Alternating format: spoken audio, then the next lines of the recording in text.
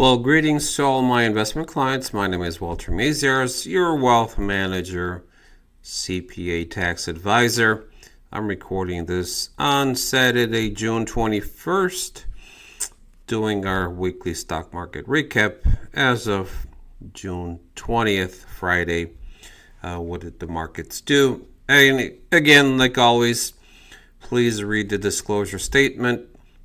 Anyone other than my clients watching this video, I just stress this is not investment advice. It's not intended as investment advice or an offer or solicitation to buy or sell any securities. So at your leisure, if you want to stop the video and read the detailed disclosure statement, and if you want more information about Trinity Wealth Solutions or myself, you can go right here to this website, brokercheckfinra.org.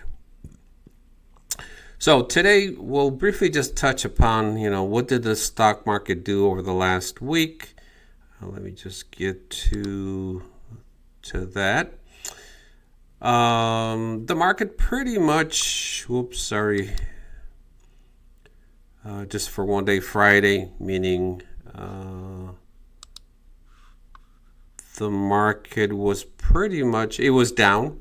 Started in the morning, started kind of on an upside, but then negative news started to come into the financial media, and the market started to trend down. So bottom line, Friday, the markets were down about 0.5%. If we look at year to date, markets are pretty much, still up a bit. This is S&P 500, almost about 2%, where technology is up about 3%. So the stock market is trying to find a direction. Last week I talked about PE ratios, and we're going to kind of do a deeper dive into that. Price to earnings, meaning how that influences, which direction the stock market may go. Geopolitical issues still are on the horizon and very high because of Israel and Iran. They're still, unfortunately, sending missiles to both sides. And there is kind of a 2-week window where President Trump said, okay, Iran, you have 2 weeks to negotiate a ceasefire. If we don't, then there's going to be, unfortunately, probably U.S. intervention. So what does that mean? Markets hate uncertainty and geopolitical uncertainty. So expect volatility going forward. So I can't predict, or nobody can predict what the market is going to do, but we are living in some tense moments. So unfortunately, expect the market to kind of flounder, and it could be a pullback. Again, if negotiations in Switzerland don't come to bear some fruit, most likely United States will strike against Iran, and that'll definitely cause the market to probably take a nosedive. Not sure how much or so.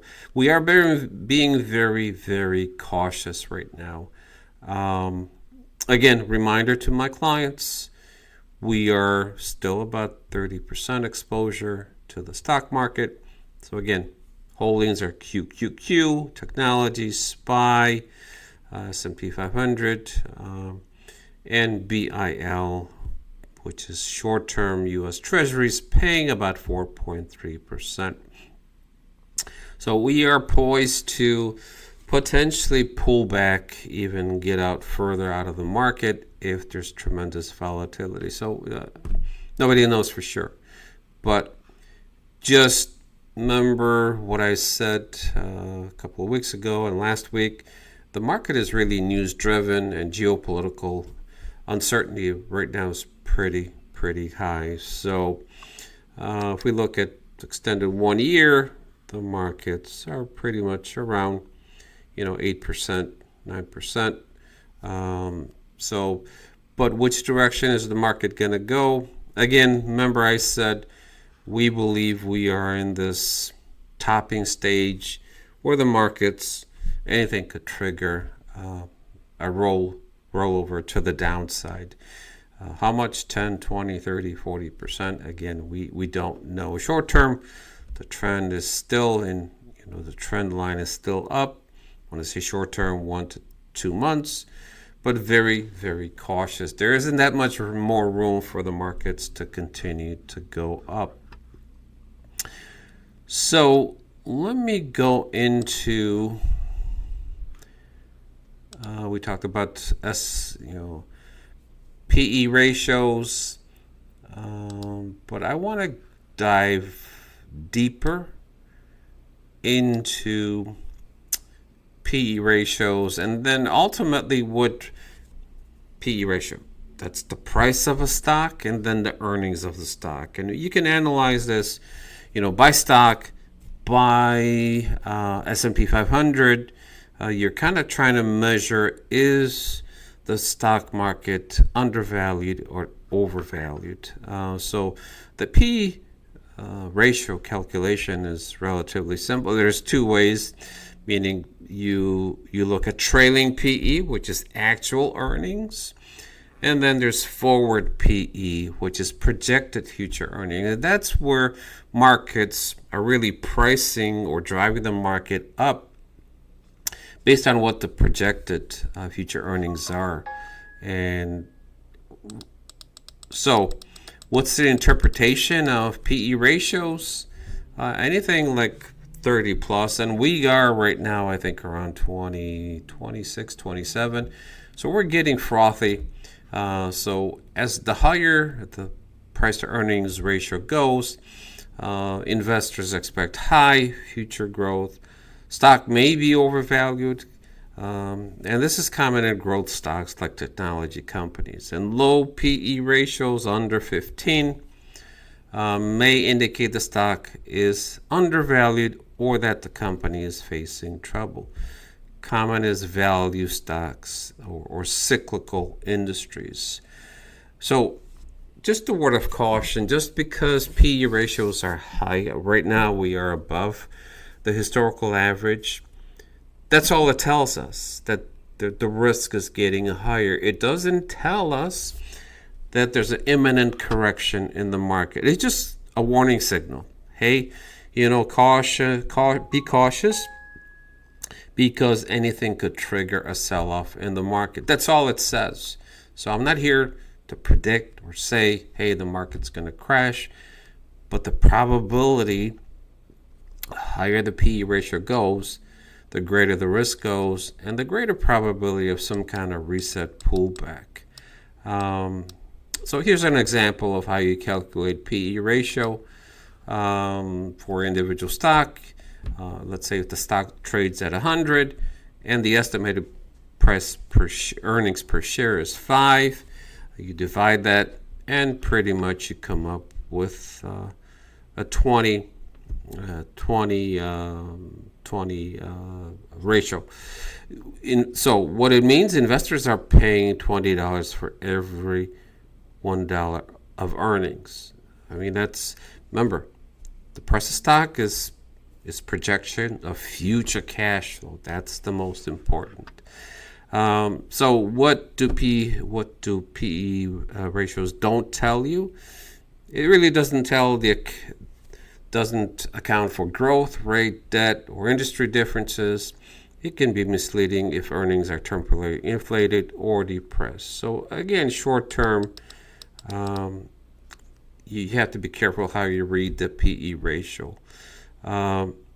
So useful comparisons, compare very common, lots of analysts or investors are looking at the S&P 500 earnings PE ratio.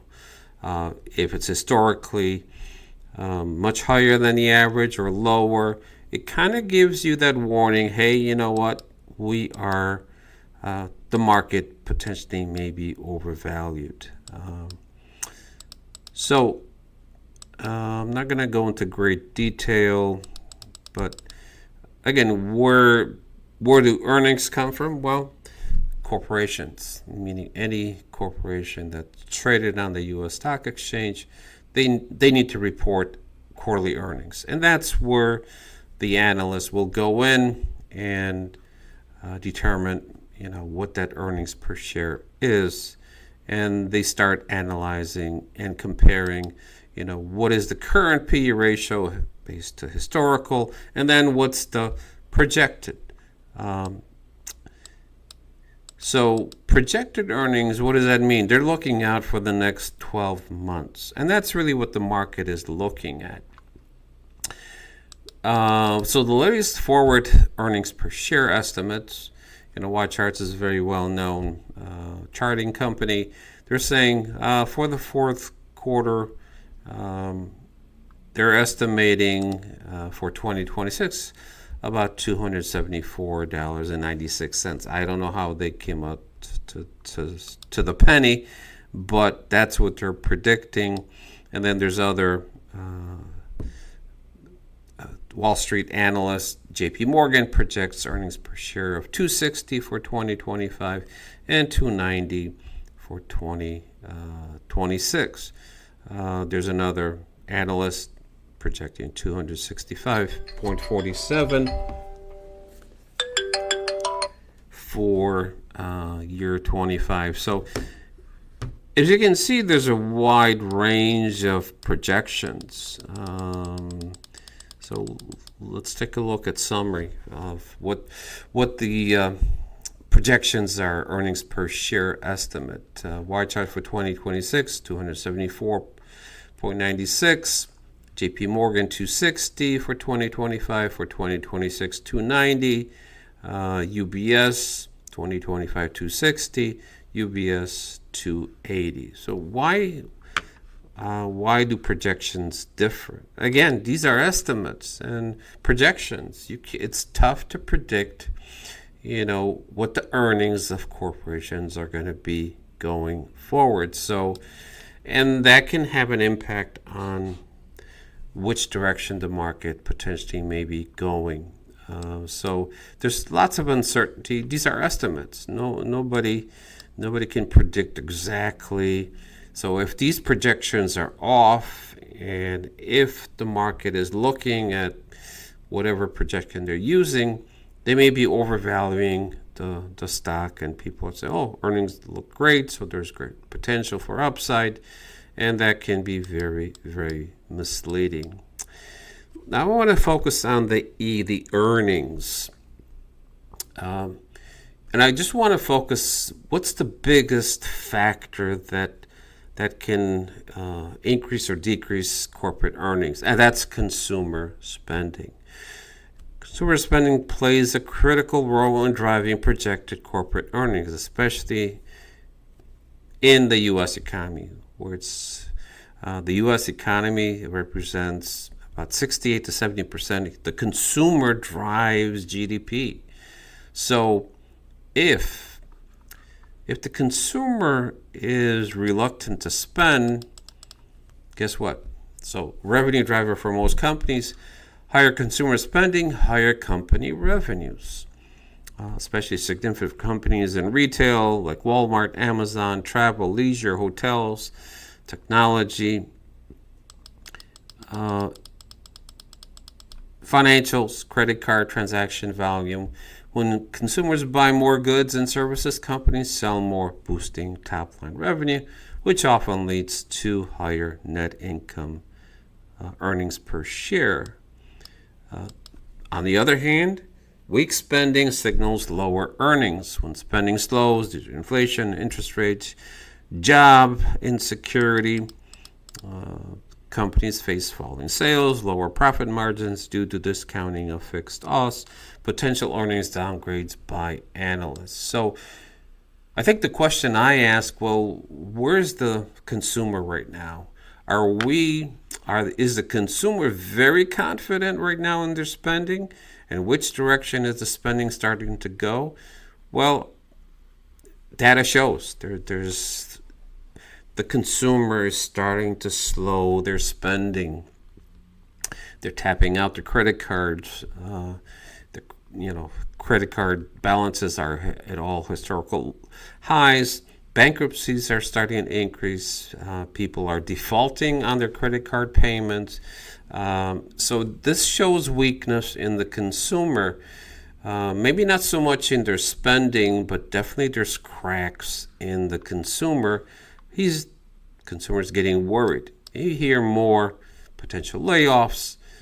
Economic data is deteriorating. So consumer confidence is starting to crash. University of Michigan does, I think it's monthly or quarterly, consumer confidence index, and it's been trending down. So what does that mean? Does that mean consumers are dramatically starting to slow their spending? No, but that fear is there. Anything could trigger a quick change in spending habits. So there's lots of uncertainty. And the big one, really, the earnings. Remember, earnings are impacted by 70 to 80% of what the consumer does. Are they spending?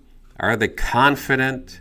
And I would say no. Right now, the consumer is not that confident. So again, that's why we're so cautious with clients' portfolios. Short term, there is still a trend up for the market because the market is pricing. Remember, the market is pricing for the next 12 months, kind of a soft landing. No, we're not going to have a recession. Everything's kind of fine. The consumer is still spending. He's strong and resilient. The job market is strong and resilient. But there's definitely cracks in all the economic data. If we look at around the world, one thing I forgot to mention, Chairman Powell, the Federal Reserve, on Friday, they decided to keep the rates at the same level. So there was no reduction, no increase. For the rest of the world, central banks are cutting interest rates because they see an economic slowdown. I think the Swiss have cut their interest rates to almost zero because they started cutting interest rates much earlier. Other countries, Canada, Europe, are cutting interest rates. Japan, China, because they see economic weakness.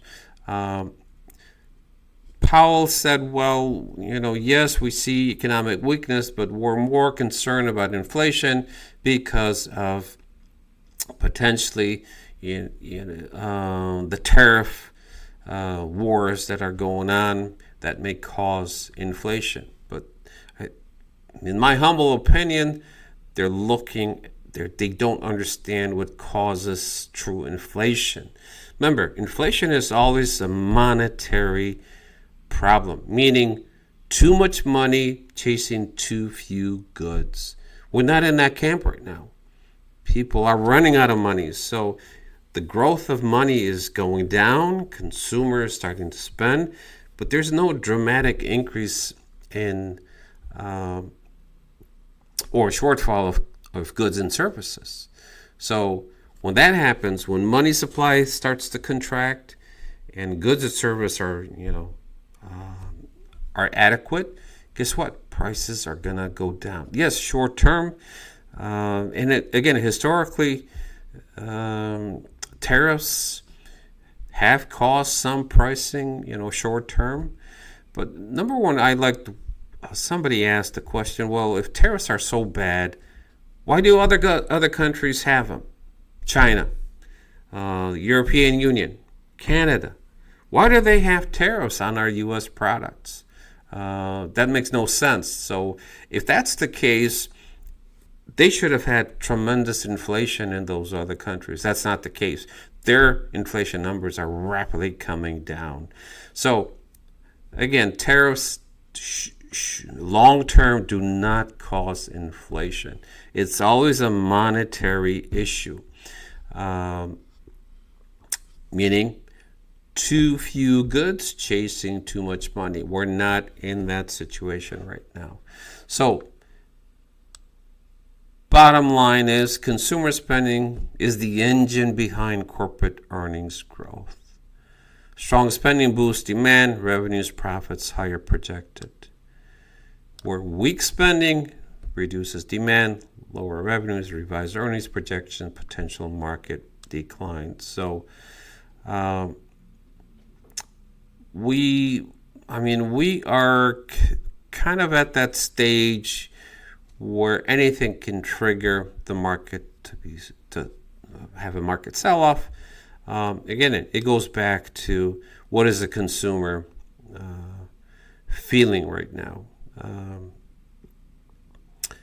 The PE ratios, if we look at, I talked about this the last time, are historically they're high. They're around 26, 28. The average is between 14, 15, 16 price to earnings ratio. So we look at benchmark ranges. 20th century is around 14. Post 20, it was averaging 20. And last 5 years were around 26. So meaning, hey, the price to earnings ratio is getting a little frothy, overpriced. So here in summary, 1900 to 1990, the range was 10 to 20, average was 14 to 16. The dot-com era, that was just insane. It was between 30 and 46, and we know what happened to the stock market. Financial crisis, it peaked at 120. We know what happened to the stock market.